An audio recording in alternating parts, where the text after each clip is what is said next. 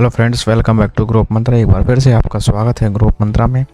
हम और आप जुड़ चुके हैं ग्रोप मंत्रा के साथ और उसी क्रम में अपनी सीटेट जुलाई 2023 को लेकर के हमारा तैयारियों का जो क्रम बहुत ही काफ़ी आगे बढ़ चुका है, क्योंकि हमने अपनी लगभग पेडागोजी को कंप्लीट कर लिया है। सीडीपी की भी लगभग 10 क्लासेस हो चुकी हैं और आज उसी क्रम में हमारी ईवीएस की आज 10वीं क्लास होने वाली है। तो लगभग हमने काफ़ी हद तक पोर्शन को कंप्लीट कर लिया है।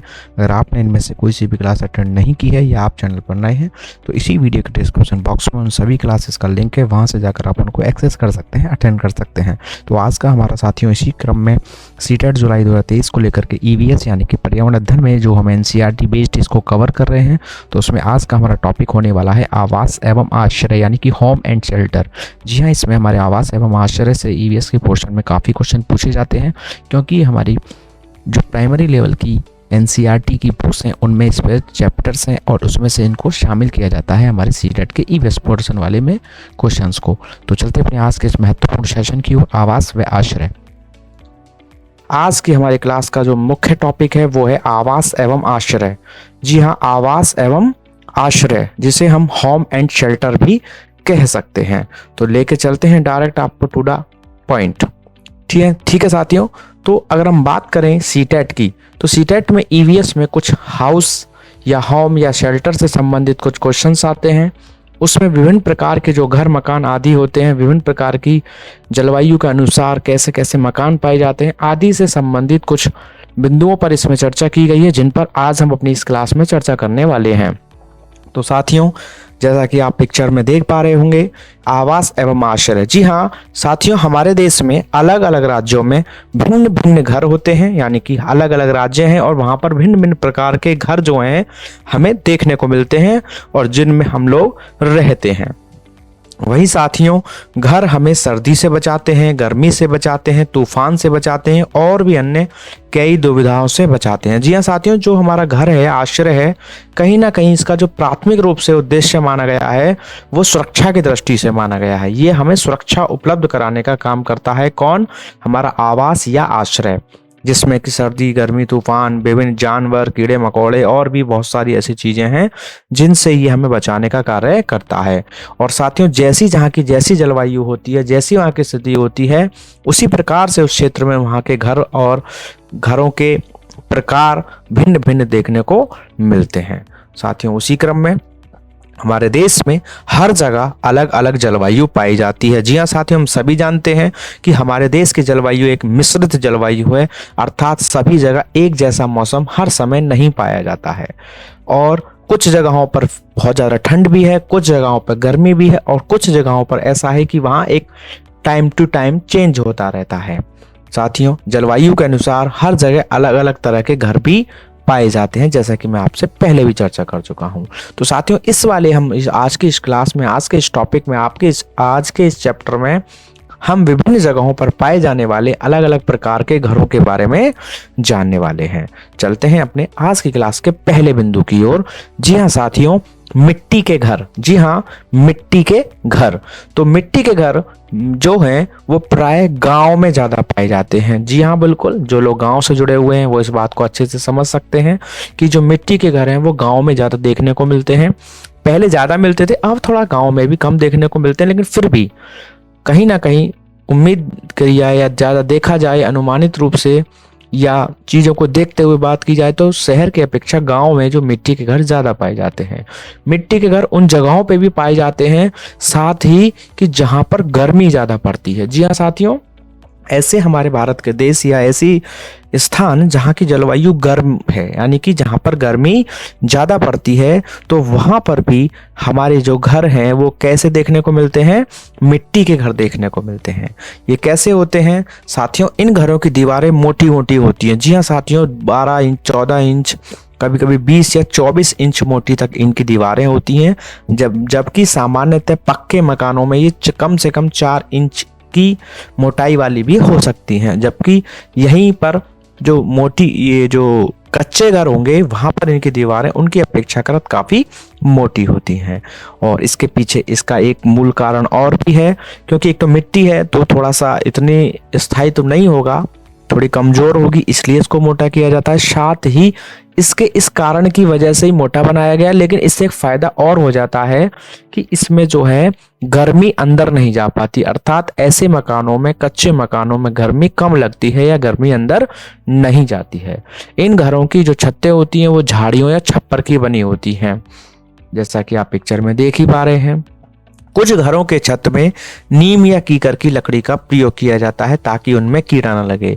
जी हाँ, जो नीम या कीकर की लकड़ी होती है इनमें कभी भी कीड़ा नहीं लगता है, तो इनको भी प्रयोग किया जाता है ताकि इनकी लकड़ी सुरक्षित रह सके और ये जल्दी से ना टूटे या कभी ना टूटे या बहुत लंबे समय तक चले।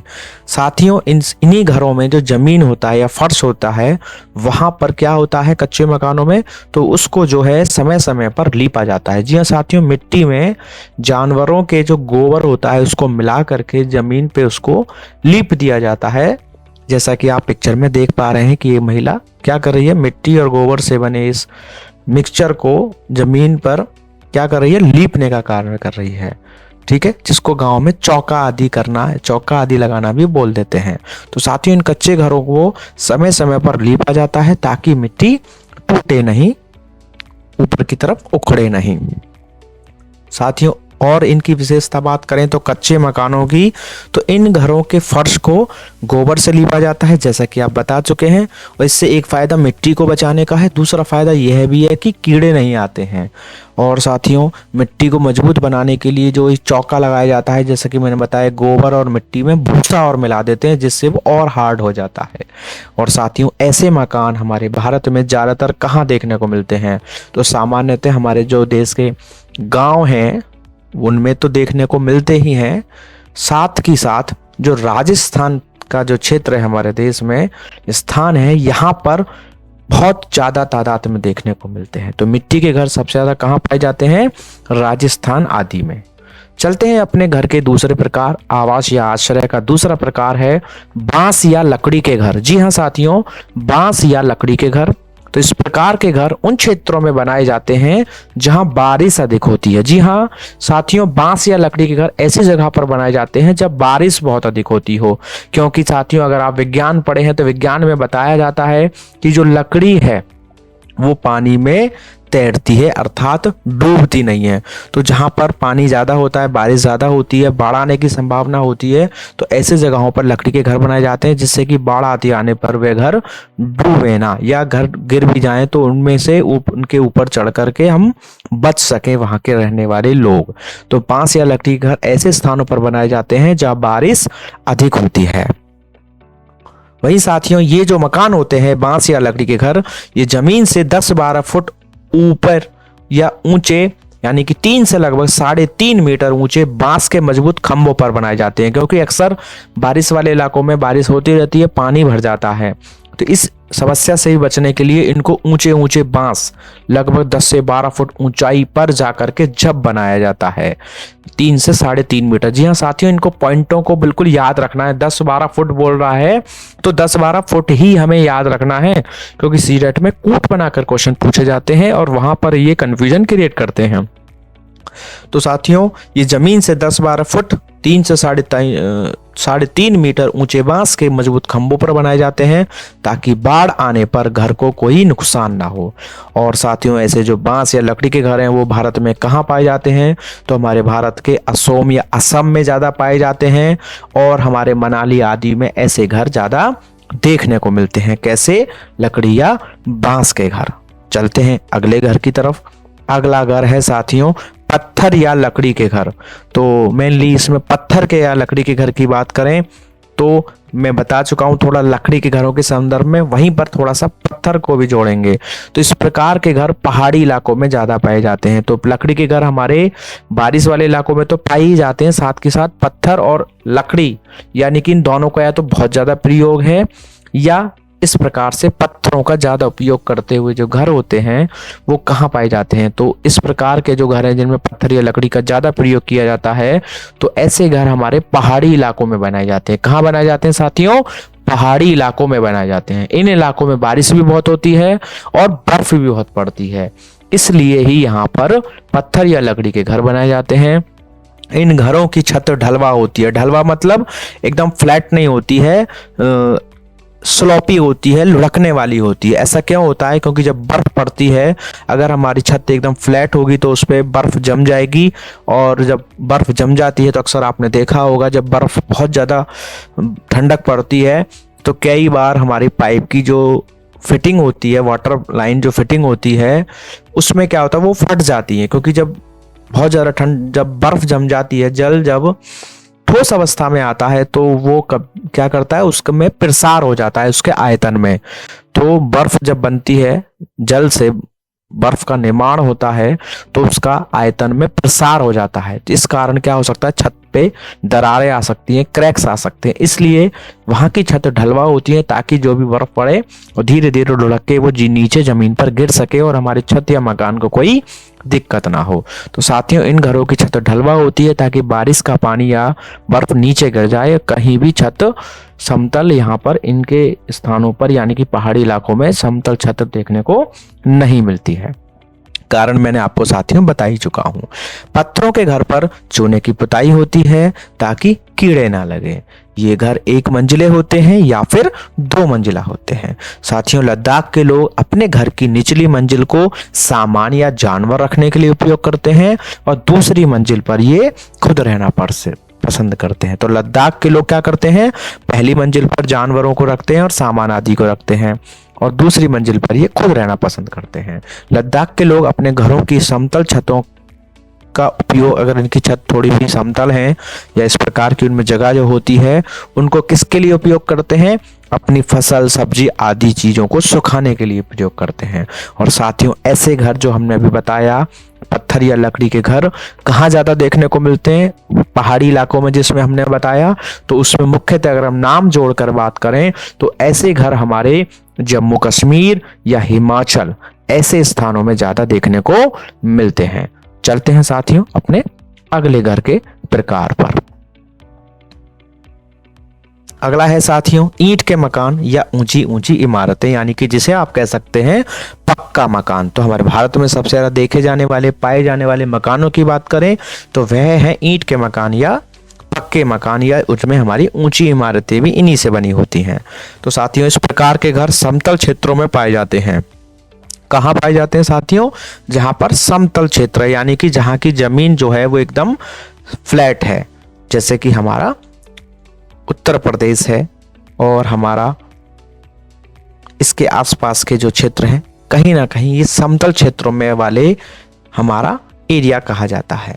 तो साथियों, ऐसे क्षेत्रों में हमारे ईंट के मकान, पक्के मकान या ऊंची इमारतें पाई जाती हैं।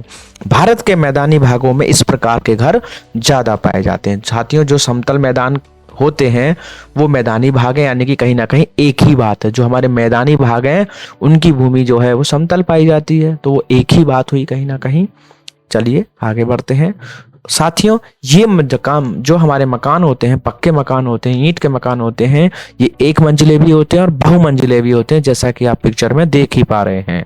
ये जैसे ऊंची ऊंची इमारतें हमारे बड़े बड़े शहरों में पाई जाती हैं, तो जो हमारे ऐसे एरिया हैं जहाँ पर भूमि समतल है, तो वहाँ पर हमारे पक्के मकान देखने को मिलते हैं। और ये 1 मंजिल, 2 मंजिल, 5 मंजिल, 10 मंजिल, 20 मंजिल और भी कई मंजिले हो सकते हैं या होते हैं। साथियों, अगला है बर्फ का घर। जी हाँ, इसमें बहुत क्वेश्चन पूछा जाता है, इस बात को बहुत अच्छे से याद रखना है। बर्फ का घर जिसे हम इग्लू कहते हैं। जी हाँ साथियों, इग्लू लगभग हर साल एग्जाम में पूछे जाने वाले क्वेश्चन में से एक है। इग्लू क्या है? तो साथियों, इग्लू जो है ये बर्फीले क्षेत्रों में, जहां पर बर्फ बहुत ज्यादा पड़ती है, वहां बर्फीले क्षेत्रों में पाए जाने वाला या बर्फीले क्षेत्रों का एक घर का प्रकार है। जी हाँ साथियों, जहां बर्फ बहुत पड़ती है उनको हम बर्फीले क्षेत्र कहेंगे, और वहां पर रहने के लिए जो घर है उसको नाम दिया गया है इग्लू। और जी हाँ साथियों, इसकी बड़ी एक विशेष खूबी है, ये बर्फ के ही बने होते हैं। जी हाँ साथियों, जो इग्लू है वो बर्फ के टुकड़ों यानी कि ब्लॉक्स को जोड़कर ही बनाए जाते हैं, जैसा कि आप पिक्चर में देख पा रहे हैं। तो साथियों, इस पर कोई व्हाइट पेंट या चूना आदि नहीं किया गया है, ये बर्फ का ही बना हुआ है, इसलिए आपको ये व्हाइट देखने को मिल रहा है। तो साथियों, ये जो हमारे इग्लू होते हैं ये एस्कीमो यानी कि शिकारियों का अस्थायी निवास होता है। जैसा कि आप पिक्चर में देख पा रहे हैं, राइट वाली पिक्चर में ये जो बैठे हुए हैं ये एस्कीमो हैं जो शिकारी वगैरह करने का काम करते हैं और ये अस्थायी निवासी होते हैं, घूमते फिरते रहते हैं। तो साथियों ये इनके रहने का एक आवास है या आश्रय है। यह गुम्बद के आकार का होता है, जैसा कि आप पिछली पिक्चर में देख ही पा चुके हैं कि उसमें कैसे ऊपर इसकी शेप होती है। और जो इसका प्रवेश द्वार होता है वो बहुत छोटा होता है ताकि बर्फीली हवाएं उसके अंदर ना जा सकें। एक बार पुनः दिखा देता हूं आपको उस चित्र को। तो आप देख रहे हैं इसका दरवाजा कितना छोटा है और ऊपर से ये डोम शेप है या गुम्बद आकार है। तो साथियों बर्फ की दीवारों के बीच मौजूद हवा अंदर की गर्मी को बाहर जाने से इसके रोकती है। और आप देख रहे हैं लेफ्ट वाली पिक्चर में कि किस प्रकार से एक सुंदर सा इग्लू है। पहले बड़ा दरवाजा है तो उसके बाद फिर छोटा दे दिया गया है, लेकिन एकदम से बड़ा दरवाजा नहीं दिया गया है क्योंकि ये बाहर से आने वाली ठंडी हवाओं को अंदर जाने से रोकने का कार्य करता है। साथियों इसी के साथ अगला हमारा घर का प्रकार है हाउस बोट। जी हाँ, हाउस बोट। तो हाउस बोट क्या है? तो हाउस बोट है हमारा साथियों ये लकड़ी का घर होता है। पिक्चर में आप जैसा कि देख पा रहे हैं हाउस बोट यानी कि घर है, कैसा? बोट यानी कि नाव जैसा। तो यह लकड़ी का घर होता है जो हमेशा पानी में तैरता रहता है या पानी में रहता है। इस घर में लकड़ी पर खूबसूरत नक्काशी पाई जाती है। ये लकड़ी का मकान है, देख रहे हैं आप कितना सुंदर है। और इसमें अंदर जो लकड़ी से ही बना होगा क्योंकि पानी में लकड़ी क्या करती है? तैरती है, तो इसलिए लकड़ी का है। और इसी को इस प्रकार से डिजाइन करते हैं कि ये अपने रहने के लिए इसको सुंदर भी बनाते हैं। तो जैसा कि आप पिक्चर में देख रहे हैं लकड़ी में कुछ डिजाइन्स बनाई गई हैं, इनको काट काट के छील छील के बनाया जाता है। ऐसी कला को ही नक्काशी कहा गया है। क्या कहा गया है साथियों? नक्काशी कहा गया है। तो ये 80 फुट तक लंबे होते हैं हमारे हाउस बोट और बीच में या बीच से इनकी चौड़ाई लगभग 8-9 फुट तक पाई जाती है। यानी कि लंबाई चौड़ाई की बात करें तो लंबे 80 फुट हैं और चौड़ाई इसकी 8 से 9 फुट तक पाई जाती है।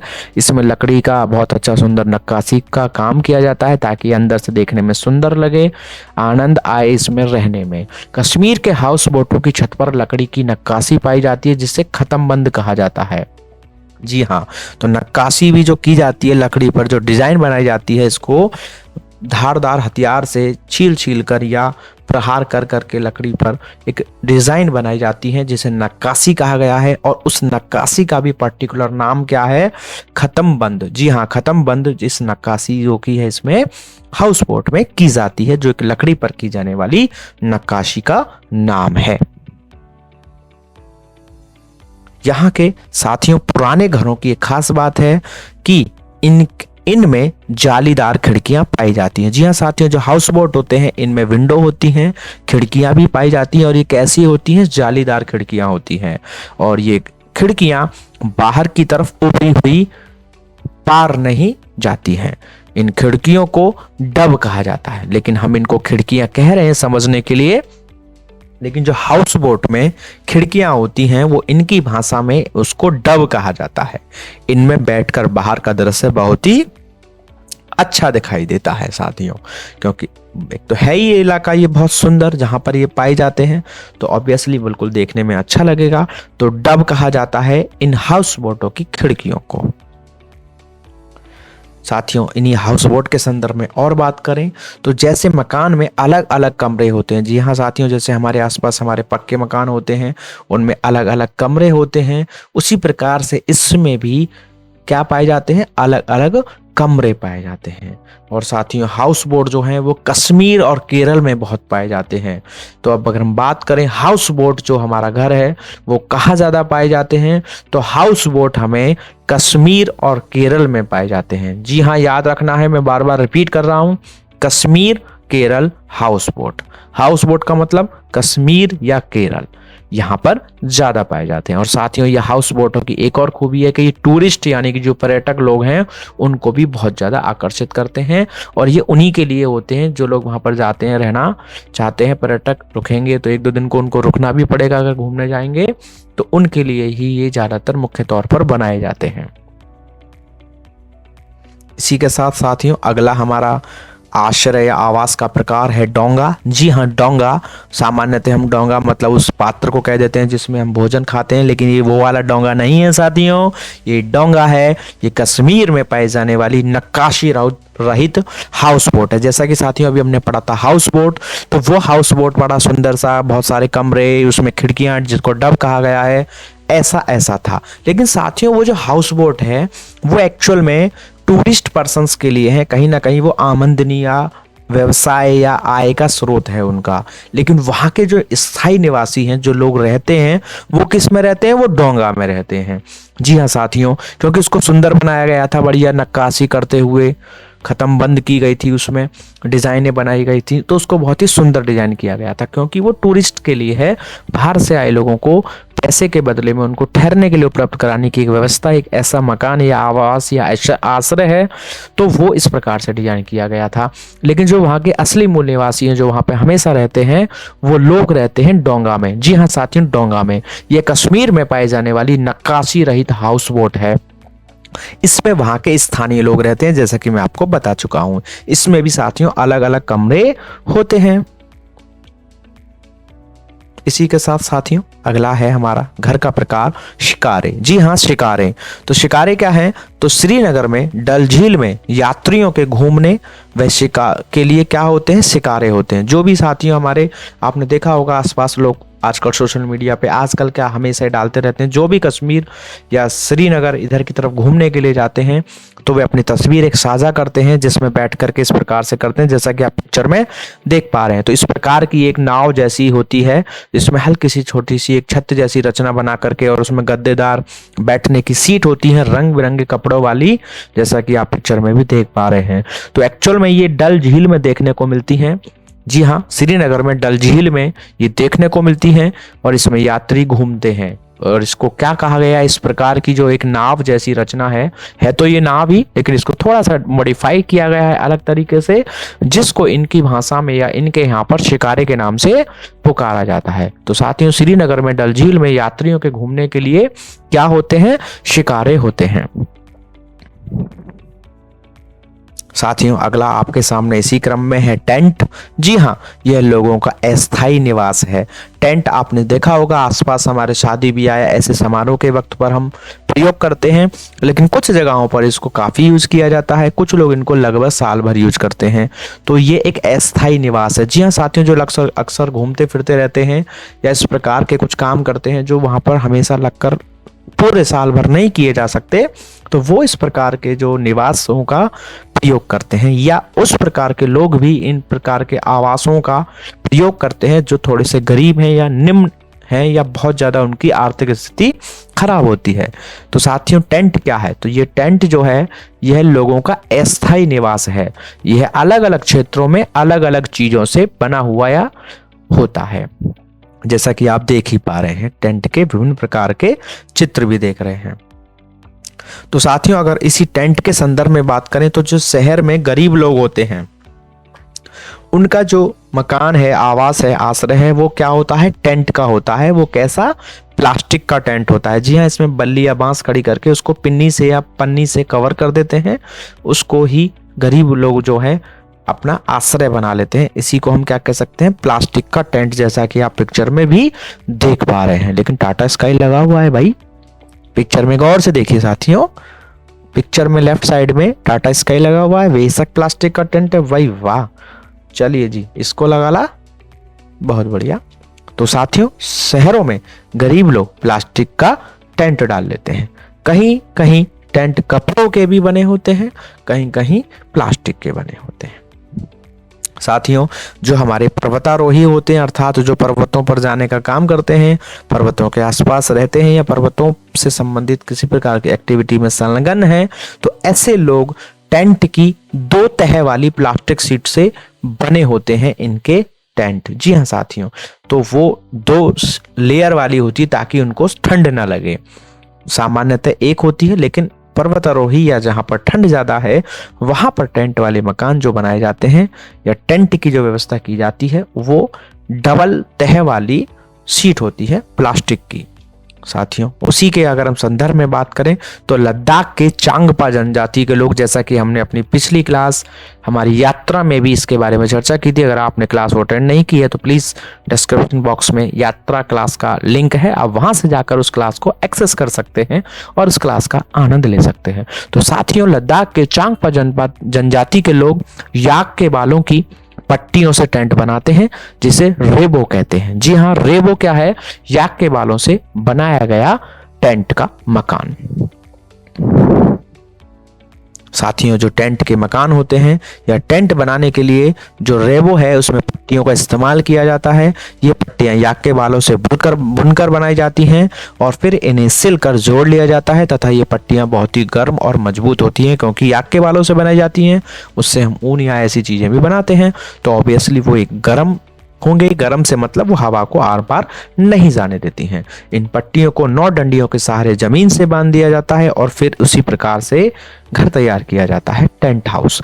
टेंट लगाने से पहले जमीन में 2 फुट गहरा गड्ढा खोदा जाता है। साथ ही एक एक पॉइंट को ध्यान रखना, सीटेट इस प्रकार के पॉइंटों को पकड़ते हुए कूट पर आधारित क्वेश्चन बनाता है और ऐसे ही बिल्कुल डायरेक्ट टू द पॉइंट जो मैंने लिखा है इन्हीं शब्दों के साथ आपके क्वेश्चन आएंगे और आप जरा सा भी इधर उधर कर देंगे तो आपका आंसर गड़बड़ हो जाएगा। तो साथियों टेंट लगाने से पहले जमीन में 2 फुट गहरा गड्ढा खोदा जाता है। इसके बाद गड्ढे के आसपास की ऊंची जमीन पर टेंट लगाया जाता है। साथियों टेंट अंदर से इतना ऊंचा रहता है कि इंसान सीधा खड़ा हो सके, अर्थात इसकी ऊंचाई ये पर्याप्त लेकर चलते हैं ताकि ये आसानी से उसमें खड़े हो सकें, घूम सकें और अपना काम कर सकें। रेबो एक कमरे जितना बड़ा होता है। इसे 2 लकड़ियों के डंडे के सहारे खड़ा किया जाता है। रेबो के बीच में चूल्हे का धुआं बाहर निकालने के लिए एक खुला छेद भी बनाया जाता है। यानी कि साथियों इसमें रेबो में ये अपनी लगभग संपूर्ण व्यवस्थाएं बनाने का भी प्रयास करते हैं। वहीं साथियों यहाँ ठंड बहुत ज्यादा तथा तापमान 0 से भी कई डिग्री नीचे चला जाता है चांगपा या ऐसे पहाड़ी इलाकों में। तो इसलिए ये लोग इस गर्म टेंट को बनाते हैं। बिल्कुल ऑब्वियसली इसलिए बनाते हैं, यहाँ के लोग अपने जानवरों के रहने के लिए भी रेबो बनाते हैं। अब आप कहोगे जानवरों के लिए क्यों बना रहे हो? क्योंकि साथियों ये अपने जानवरों को पालने के लिए तो रहते ही हैं। याक आदि, अंगोरा, गोट, बकरी, इन सब चीजों को तो पालते ही, जिससे इनका अपना जीवन चलता है। तो बिल्कुल जितनी व्यवस्था अपने लिए करते हैं उतनी ही व्यवस्था ये इन जानवरों के लिए भी करते हैं। अपनी झोंपड़ी या अपने हट के बराबर में ही उनके लिए भी व्यवस्था करते हैं। और जो जानवरों के लिए वो इस प्रकार से घर की व्यवस्था करते हैं उसको लेखा कहते हैं। जी हाँ साथियों, जिसमें ये खुद रहते हैं, ठीक है, तो उसको रेबो कहते हैं। जिसमें ये स्वयं रहते हैं उसको रेबो कहा गया है। और जो अपने जानवरों के लिए अपने रेबो के पास ही व्यवस्था करते हैं उसको लेखा कहते हैं। क्या कहते हैं? लेखा कहते हैं। साथियों लेखा की दीवारों, पत्थरों तथा चट्टानों को एक दूसरे पर रखकर बनाई जाती है। तो जो लेखा होता है वो किसका बना होता है? पत्थरों और चट्टानों के द्वारा मदद से बनाया जाता है, जिसमें एक के ऊपर एक इन पत्थरों या चट्टानों को रखकर बनाया जाता है। इसी क्रम में साथियों अगला हमारा मकान है, आश्रय है, हवेली, जिसे आप महल भी कह देते हैं या किला भी कह देते हैं। तो साथियों अगर हवेली, महल, किले की बात करें तो ये ज्यादातर हमारे इनका निर्माण राजा महाराजा लोग, जमींदार लोग या अमीर लोग करवाते थे। ये बहुत बड़े बड़े होते हैं और इनमें कई कमरे होते हैं या बहुत सारे कमरे होते हैं, जैसा कि आप पिक्चर में एक हवेली देख रहे हैं। इनकी छतों पर, दीवारों पर, दरवाजों पर और खंभों पर खूबसूरत नक्काशी पाई जाती है। यानी कि वहां पर लकड़ी में की जा रही थी हाउस बोट में, और यहाँ पर किस में की जा रही है? पत्थरों पर नक्काशी की जा रही है। अर्थात पत्थरों को नुकीले हथियारों से प्रहार कर करके, छील छील के एक सुंदर रचनाएं बनाई जाती हैं। तो इन हवेलियों में, महलों में क्या पाई जाती है? खूबसूरत नक्काशी पाई जाती है पत्थरों वाली छतों पर, दीवारों पर, दरवाजों पर और खंभों पर। इनमें पत्थरों और लकड़ियों का बहुत ज्यादा उपयोग होता है। वहीं साथियों अगले बिंदु पे बात करें तो श्रीनगर में, जी हाँ साथियों, जो श्रीनगर है वहां पर डल झील है, उसमें हाउस बोट और शिकारी बहुत देखने को मिलते हैं। तो श्रीनगर हमारी एसोसिएटेड है, उसमें अगर किसी झील की बात करें तो उससे एसोसिएशन होगा डल झील का। तो डल झील हमारी कहाँ पाई जाती है? श्रीनगर में पाई जाती है। और हमारी श्रीनगर में इस डल झील में हमारे हाउस बोट और शिकारे देखने को मिलते हैं। इनके चारों तरफ नीले नीले पहाड़ होते हैं और बीच में 4 चिनारी पाई जाती है। तो साथियों ये बहुत ही सुंदर और बहुत ही आकर्षक दृश्य है हमारा श्रीनगर में स्थित डल झील का, जहां पर हाउस बोट और शिकारे देखने को मिलते हैं। तो हाउस बोट वह हैं जो पर्यटक लोगों के लिए होते थे, रहने के लिए होते हैं। शिकारे वह हैं जिसमें पर्यटक लोग इस डल झील में घूमने के लिए प्रयोग करते हैं। और तीसरा एक और पढ़ा था हमने डोंगा, तो डोंगा वह है हाउस बोट जैसा ही है, लेकिन वो सिर्फ सामान्यतः वहां के स्थानीय लोगों के रहने के लिए व्यवस्था है। इसमें ज्यादा कारीगरी आदि जैसा कोई काम नहीं किया जाता है। तो साथियों याद रखेंगे, हाउस बोट, शिकारे और हमारा डोंगा, ये हमारे श्रीनगर या इस प्रकार के क्षेत्र के लिए संबंधित क्या है, हमारे आवास या आश्रय से संबंधित हैं। और श्रीनगर डल झील बिल्कुल नहीं भूलना है। वहीं साथियों, यदि हम लकड़ी के फट्टों से छत या दीवारें बनाते हैं, जी हाँ साथियों, अगर हम अपना कोई भी ऐसा मकान, आवास या आश्रय बना रहे हैं जिसमें लकड़ी बहुत ज्यादा प्रयोग हो रही है, तो साथियों हमें उन्हें लकड़ी को, उनको दरवाजे, खिड़की, जो भी चीजें हैं, उनको दीमक से बचाने की आवश्यकता पड़ती है। तो इसके लिए दो प्रकार के उपाय हैं, यानी कि उसमें लकड़ी कौन सी प्रयोग की जानी चाहिए, तो उसके लिए नीम या कीकर की लकड़ियों का इस्तेमाल किया जाना चाहिए। जी हाँ साथियों, अगर लकड़ी बहुत तादाद में यूज हो रही है और मुख्य जो काम है उनमें अगर लकड़ी प्रयोग हो रही है, जिसके ऊपर सारा फाउंडेशन तैयार हो रहा है, बहुत ज़्यादा ऐसा भाग तैयार हो रहा है जो कि गिरने से या टूटने से बहुत नुकसान हो सकता है, जान माल दोनों की हानि हो सकती है, तो ऐसे स्थानों पर नीम और कीकर की लकड़ियों का इस्तेमाल किया जाना चाहिए। जैसा कि आप साथियों देखा होगा, पुराने ज़माने में मकान में जब लेंटर नहीं डाले जाते थे और पटिया या गाटर भी नहीं हुआ करते थे, तो वहाँ पर इसी प्रकार से छत में क्या होते थे, लकड़ी की मोटे मोटे जो है पीसेस लगाए जाते थे, जिनको कड़ी आदि के नाम से जाना जाता था। तो वो किसके होते थे, नीम या कीकर के हुआ करते थे। वो आसानी से इतनी जल्दी खराब नहीं हुआ करते थे, क्योंकि दीमक जो है इन दोनों लकड़ियों में नुकसान पहुंचाने से बचती है, यानी कि वो इन लकड़ियों को नुकसान नहीं पहुंचा पाती है।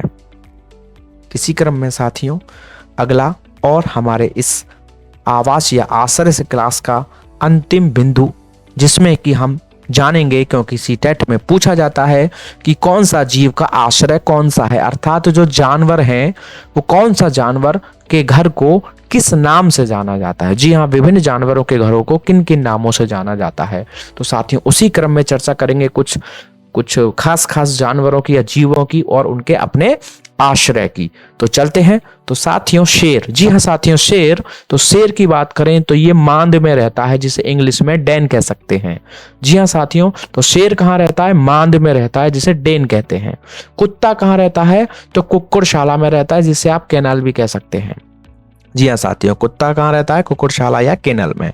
बिल्ली की बात करें तो बिल्ली जो है वो हमारे पिंजरा या केज में रहती है। जी हाँ, बिल्ली कहाँ रहती है, पिंजरा या केज में रहती है।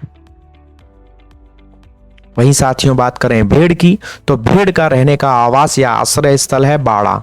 जी हाँ, भेड़ कहाँ रहती है, बाड़ा में रहती है, जिसे इंग्लिश में पेन कहा जाता है। और हाथी कहाँ रहता है, तो हाथी तो साथी सभी को पता है, जंगल में रहता है। मुर्गी कहाँ रहती है, तो मुर्गी रहती है दड़बे में, जिसे आप इंग्लिश में कूप कह सकते हैं। तो मुर्गी कहाँ रहती है, दड़बे दड़बे दड़बे बोलते थे ना, तो मुर्गी कहाँ रहती है, दड़बे में, जिसे आप इंग्लिश में कूप कह सकते हैं। वहीं साथियों घोड़ा कहाँ रहता है, तो घोड़ा रहता है अस्तबल में। जी हाँ साथियों, घोड़ा कहाँ रहता है, अस्तबल में, या इंग्लिश में इसको कहते हैं स्टेबल। वहीं साथियों बैल गाय की बात करें तो ये साइबान में रहते हैं, जिसे आप कह देते हैं शेड में रहना, शेड। ठीक है, तो बैल गाय साइबान या शेड में, मुर्गा या मुर्गी बाड़ा या पेन में रहते हैं। चूहा रहता है साथियों बिल में, यानी कि होल में। जेबरा रहता है जंगल में। और मनुष्य को तो सभी जानते हैं कहाँ रहता है, हमारा घर में। पक्षी कहाँ रहता है, तो पक्षी का जो आवास है, आश्रय है, वो है घोंसला, जिसे आप इंग्लिश में कहते हैं नेस्ट। सुअर कहाँ रहता है, तो शुकरशाला या स्टाई जिसे कहा गया। जी हाँ साथियों, सुअर कहाँ रहता है, तो शुकरशाला या स्टाई कहते हैं इंग्लिश में से। और खरगोश कहाँ रहता है, तो साथियों बिल में रहता है, जिसे बरो के नाम से जाना जाता है। तो खरगोश रहता है बिल में, जिसे बरो कहा जाता है इंग्लिश में। और वहीं साथियों गधा कहाँ रहता है, तो गधा और घोड़ा अस्तबल में, स्टेबल में रहता है। बकरी भी हमारी भेड़ की तरह कहाँ रहती है, बाड़ा या पेन में रहती है। और वहीं अंतिम जीव और उसका आश्रय मधुमक्खी। जी हाँ साथियों, तो मधुमक्खी कहाँ रहती है, छत्ते में रहती है, इंग्लिश में कह सकते हैं बी हाइव। तो साथियों इसी के साथ हमने आज अपनी इस क्लास में कवर किए आवास या आश्रय से संबंधित महत्वपूर्ण बिंदु। तो साथियों आज की क्लास में सिर्फ इतना ही। उम्मीद है कि आपको आज की क्लास अच्छे से समझ में आई होगी। अगर आपको आज का सेशन अच्छा लगा तो वीडियो को लाइक करें एंड शेयर करें। वैसे आपके हमें कमेंट्स मिल रहे हैं बराबर, और कुछ बच्चे व्हाट्सएप के माध्यम से भी कनेक्ट हो रहे हैं और वहाँ पर आकर के कमेंट कर रहे हैं और अपनी बातें बता रहे हैं। तो हालांकि माहौल सकारात्मक है, आपको चीज़ें समझ में आ रही हैं, लेकिन फिर भी अगर आपको कुछ कमी लगती है, कोई आपका सुझाव है, तो आप कमेंट कर सकते हैं, या आप टेलीग्राम या व्हाट्सएप के माध्यम से जुड़कर अपनी बात हमसे शेयर कर सकते हैं। हम बिल्कुल उसमें सुधार करने का या जो भी चीज़ें हैं उनको और अच्छे से करने का प्रयास करेंगे। साथ ही साथ कुछ बच्चों का सवाल है कि हमें इन टॉपिक्स की PDF कैसे मिलेगी, हमें अगर हार्ड कॉपी या सॉफ्ट कॉपी चाहिए तो वो कैसे मिलेगी। तो इसके लिए आप इसी वीडियो के डिस्क्रिप्शन बॉक्स में व्हाट्सअप नंबर दिया हो, वहाँ पर अपने नाम से मैसेज छोड़ें और अपना क्वेश्चन छोड़ें या PDF लिख कर छोड़ दें। हम उसके बारे में आपको जानकारी दे देंगे और आपको PDF प्रोवाइड कराने का तरीका बता देंगे। तो चलते हैं साथियों, मिलते हैं आपसे अपनी अगली क्लास में अपने एक नए टॉपिक के साथ। तब तक के लिए आप इसी प्रकार बने रहें, पढ़ते रहें, सीखते रहें। Thanks for watching. Don't forget to like and share the video. Please subscribe the channel.